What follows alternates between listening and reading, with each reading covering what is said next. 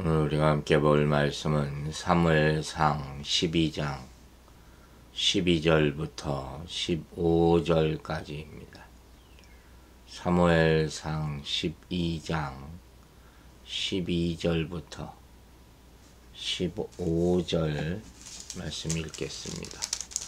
너희가 암몬 자손의 왕 나하스가 너희를 치러옴을 보고 너희의 하나님 여호와께서는 너희의 왕이 되심에도 불구하고 너희가 내게 이르기를 아니라 우리를 다스릴 왕이 있어야 하겠다 하였도다. 이제 너희가 구한 왕, 너희가 택한 왕을 보라. 여호와께서 너희 위에 왕을 세우셨느니라. 너희가 만일 여호와를 경외하여 그를 섬기며 그의 목소리를 듣고 여호와의 명령을 거역하지 아니하며 또 너희와 너희를 다스리는 왕이 너희의 하나님 여호와를 따르면 좋겠지만은 너희가 만일 여호와의 목소리를 듣지 아니하고 여호와의 명령을 거역하면 여호와의 손이 너희의 조상들을 치신 것 같이 너희를 치실 것이니라. 자, 지금 사무엘의 마지막 당부의 말씀이 계속되고 있죠. 먼저 여호와께서 너희의 왕이 되실지라도 12절에 말씀하고 있어요. 그런데 이스라엘이 다른 왕을 요구했다는 것이죠. 즉 사무엘은 지금까지 이스라엘의 과거 역사를 상기한 데 이어서 현재의 문제인 왕을 구한 이스라엘 백성의 죄에 대해서 언급하는 거예요. 이게 사실 굉장히 큰 문제였다는 것이죠. 모든 이스라엘의 문제의 근원이었다는 것을 깨닫게 해주려고 하는 그런 이야기예요. 이스라엘이 하나님께 불순종해서 환난 가운데 처했을지라도 저들이 회개하면 구원하여 주시는 분이 하나님 아닙니까? 근데 이 사실을 깨닫지 못하고 암몬족 속의 침공에 대응하기 위해서 왕이 필요하다. 이렇게 말한 것이야말로 잘못이라는 거예요. 생각해 보세요. 이제까지 이스라엘 역사 가운데 얼마나 많은 어려움과 환난과 또 전쟁들이 있었습니까? 그때마다 누가 그들을 구해 주셨습니까? 하나님 아니에요. 근데 이제 와서 다른 왕을 달라 그런다는 겁니다. 하나님을 완전히 잃어버렸다는 거죠. 잊었다는 거예요. 사실 지금 이스라엘 백성들은 암몬의 침입과 관련해서 왕을 구할 것이 아니라 오히려 그 같은 환난의 근본 원인인 자신의 죄를 회개하고 하나님께 구원을 호소해야 했던 거예요. 그러니까 이 말씀은 사울이 이스라엘 왕으로 즉위한 후에 암몬의 침공을 맞이한 것 외에 이전에도 계속해서 암몬의 위협을 당했다는 사실이 있었음을 시사해 주는 거죠. 그럼 그 원인이 어디로부터 있는가 자기들도 먼저 돌아봐야 되겠죠. 이스라엘은 결론적으로 여기서 하나님이 자신들을 구원하시는 것이 아니라 왕이 구원하시는 것으로 여겼다는 것과 똑같은 일이에요. 이게 하나님을 믿지 않은 것이지 뭡니까? 불신의 죄를 그만 짓게 되는 것이죠. 여러분, 하나님은 인격적인 하나님이세요. 하나님은 인간들의 의견을 존중히 여기셔서 왕을 세워주십니다. 그들이 구한 왕을 주신 거예요. 그럼 하나님은 왕이지만 진짜 왕이시죠. 하지만 눈에 보이지는 않잖아요. 그 사람들은 눈에 보이는 왕을 구하는 거예요. 하지만 눈에 보이는 왕을 구하면 보이지 않는 왕을 멀리할까 조심하라 경고하고 계신 거죠. 즉 보이는 것과 보이지 않는 것을 의지하는, 무엇을 의지하느냐, 그의 여부가 바로 우상이요 타락의 길이 된다 하는 거예요. 이게 본문의 요점이 되는 것이죠. 13절에서 덧붙여 얘기합니다. 이제 너희의 구한 왕, 너희의 택한 왕을 보라. 여호와께서 너희 위에 왕을 세우셨느니라. 사울이 이스라엘의 왕이 된 것은 하나님이 주권적으로 허용하신 것이다 하는 것이 먼저죠. 그러나 어디까지나 백성들이 왕을 요구한 동기는 그릇된 것이었다는 거예요. 이제 인간 왕의 종들이 다 돼버렸어요. 그리고 하나님께서 왕을 세워주셨지만 절대로 기쁘게 세우신 것이 아니라 하나님의 뜻이 아니었기 때문에 이것이 바로 너희의 구한 왕, 너희의 택한 왕이란 앞 구절에서 분명히 나타나는 거예요. 그렇게 표현하고 있잖아요. 다만 이는 하나님의 엄중한 경고에도 불구하고 계속해서 백성들이 왕을 요구하자 하나님께서 허용하신 것을 가리킬 뿐이다 하는 거예요. 따라서 이스라엘의 왕은 하나님께서 친히 세우신 것이기 때문에 왕과 백성들 모두 자신들의 최고 통치자가 되시는 하나님의 명령에 여전히 순종해야 할 의무가 있다 하는 것입니다. 이걸 잊어서는 안 된다는 거죠. 누가 이 모든 것을 다 행하셨느냐 하는 거예요. 이런 과거 역사를 쭉 해가면서 지금 사무엘이 오늘 본문에 결정적인 얘기를 하고 있는 것이죠. 왕을 세웠어. 이 왕을 봐라. 이제부터 너희들은 이 왕을 섬겨야 한다. 그런데 너희 이스라엘과 너희 왕이 하나님만 섬기면 하나님께서 너에게 계속 복을 주실 거야. 하지만 만일 하나님의 명령을 거역하고 하나님을 잊어버리면 열조에 행한 것 같이 하나님께서 이 백성에게 또다시 그 환난을 당하게 하실 수도 있다. 이게 요점이죠. 그런 거로 지금 너희는 가만히 있어서 여호와의 목전에서 행하시는 이 큰 일을 보라 하는 거예요. 행하시는 일을 봐라. 역사를 봐라 하는 거예요. 오늘 하나님이 하시는 일을 보고 과거 이스라엘이 행하신 역사를 봐라. 그리고 오늘 우리가 어떻게 행해야 할 것인가를 분명히 해라. 이 마지막 유언과 같은 말씀을 하는 것이죠. 그래서 14, 15절에 이렇게 나와 있어요.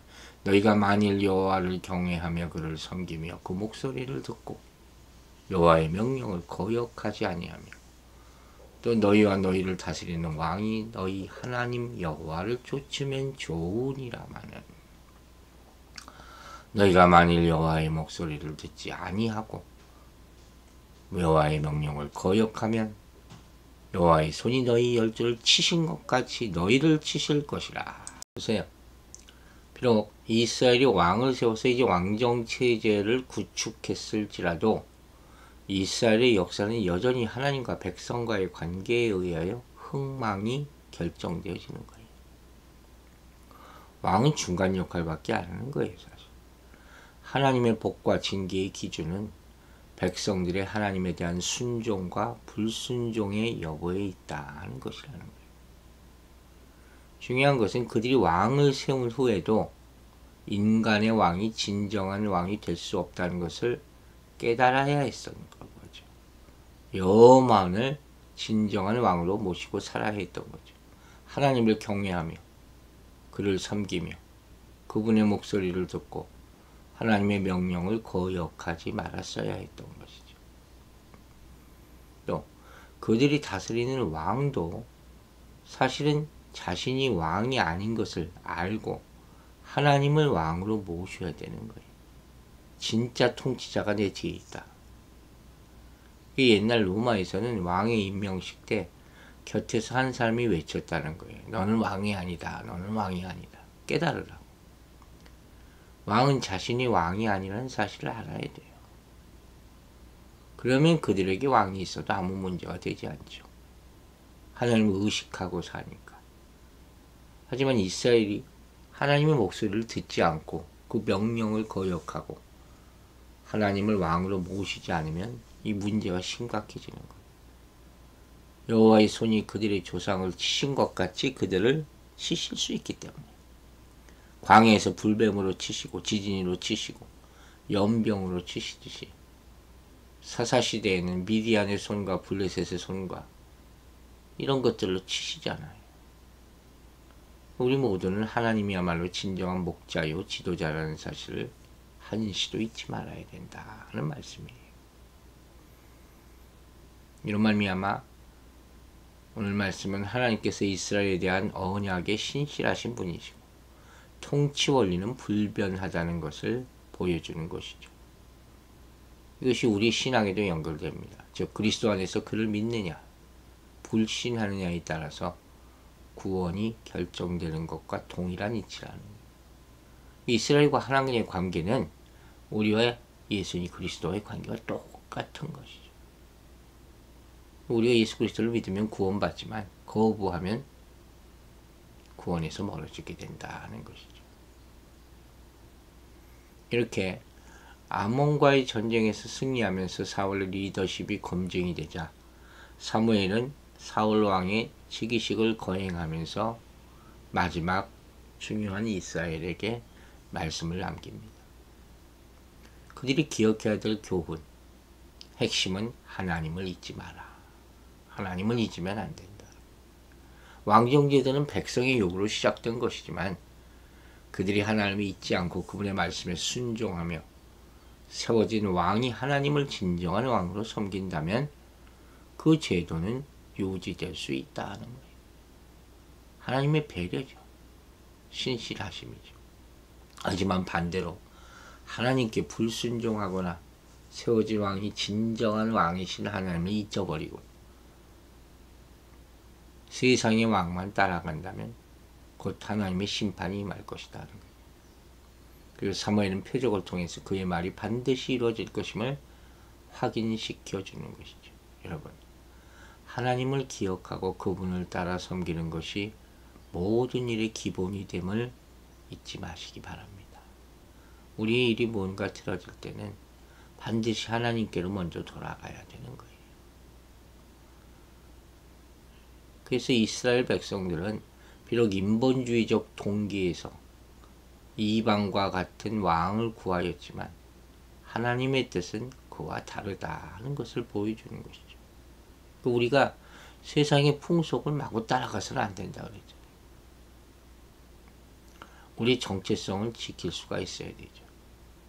하나님께서는 이스라엘 왕이 당신의 뜻대로 백성들을 통치하여 공의를 실행하는 그런 신정주의적 정치를 펼쳐나가기를 기대했던 것이죠. 기회를 준 거예요. 하나님께 영광을 나타낼 기회를 준 거죠. 우리도 그냥 로봇이 아니잖아요. 우리에게 자유의지를 주셨잖아요. 그걸 통해서 결국 하나님께 내가 다 영광 돌려야 되겠구나. 그걸 보고 하나님은 기뻐하신다는 거예요. 우리 모두는 예수 그리스도를 믿어서 하나님 나라의 백성이 됐습니다. 그러니까 백성이 그 나라의 왕이신 예수 그리스도께 순종하는 것은 당연한 거예요. 즉 믿음과 순종은 분리될 수 없는 것이죠. 믿음은 순종이라는 열매로 드러나기 마련이에요. 믿는다면 따라야 돼요. 말로만 믿는다고 백날 얘기해서 무슨 소용이 있습니까? 행함이 없다면 그 믿음 자체를 의심해 봐야 된다고 야고보 사도가 그래서 얘기한 거예요. 이 야고보서는 믿는 사람들에게 얘기한 거죠. 행함이 없는 믿음은 죽은 믿음이다. 그 행함은 순종으로부터 시작되는 거죠. 예수 그리스도를 믿는 사람은 하나님의 법을 주야로 묵상하여 즐거이 순종한다 했습니다. 즉 성령님께서 우리의 마음과 전인격을 이끌어 가신다는 증거가 되는 거예요. 그게 하나님의 말씀을 사모하는 것, 하나님께 돌이켜서 기도하는 것, 주님께 순종하는 것, 이게 자연스럽게 흘러가야 되는 거예요. 그래야지 하나님과 평생 동안 동행할 수 있다 하는 것입니다. 여러분, 우린 세상에 살고 있어요. 세상에 사는 원리라는 게 또 있지 않습니까? 소위 말하는 사회생활이죠. 그 사회생활 할 때 가장 중요하게 여기는 원칙이라는 게 있을 거예요. 그게 뭡니까? 세상의 원리입니까? 아니면 말씀의 원리입니까? 하나님께서 전 세상을 만드셨어요. 세상의 원리 따로 있고 교회 원리가 따로 있는 게 아니에요. 모든 것이 하나님의 말씀의 원리로 통치되는 것이죠. 그걸 잊지 말아야 돼요. 이 모든 나라는 하나님의 나라에 포함되는 것입니다. 교회에 올 때와 세상에서 일할 때가 다를 수가 없다 하는 것이죠. 그러므로 우리는 그분의 통치에 반드시 순종해야 됩니다. 세상의 악한 방식에 끌려가서는 안 된다 하는 것이죠. 모든 삶의 영역에서 우리의 왕 대신 예수 그리스도께 순종해야 할 것입니다. 직장에서도, 가정에서도, 어느 곳에도 하나님의 통치에 순복하십시오. 세상에 휩쓸려 살면서 좋은 게 좋은 거라 하는 말에 속지 마십시오. 하나님의 법은 옳고 그름을 분별해 줍니다. 그러므로 타협하지 마십시오. 하나님께서 명하신 것을 매일마다 순종하며 실천하기에 힘쓰시기 바랍니다. 우리의 인생 목표는 하나님의 영광을 나타내는 것이고 이웃을 섬기는 것이고 예수 그리스도의 십자가를 감당하는 것입니다. 오로지 하나님의 뜻을 다시 한번 깊이 생각하며 불순종의 길에서 돌아오게 되기를 주 이름으로 축원합니다. 기도하겠습니다. 아버지 하나님, 이스라엘의 큰 잘못이 이때부터 시작됩니다. 이전까지는 하나님이 직접 통치하셨으므로 직접 다스리시고 직접 보호해 주셨습니다. 그러나 이스라엘이 왕을 요구함으로 말미암아 하나님과의 관계에 걸림돌이 생기고 맙니다.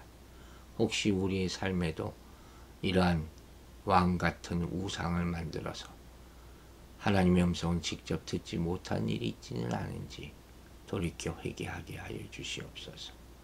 오로지 주님만이 우리 진정한 왕 되심을 매일 고백하게 하여 주시고 그분의 음성을 듣는 것을 가장 큰 기쁨으로 여기며 또 그 뜻에 순종하며 사는 우리의 삶의 모습이 되게 축복하여 주시옵소서. 우리 성도들 하늘도 주님의 말씀을 들으면서 시작하고 마치게 해 주시고 그 안에서 큰 축복을 누릴 수 있도록 도와주시옵소서. 감사드리며 예수 그리스도의 이름으로 기도했습니다. 아멘.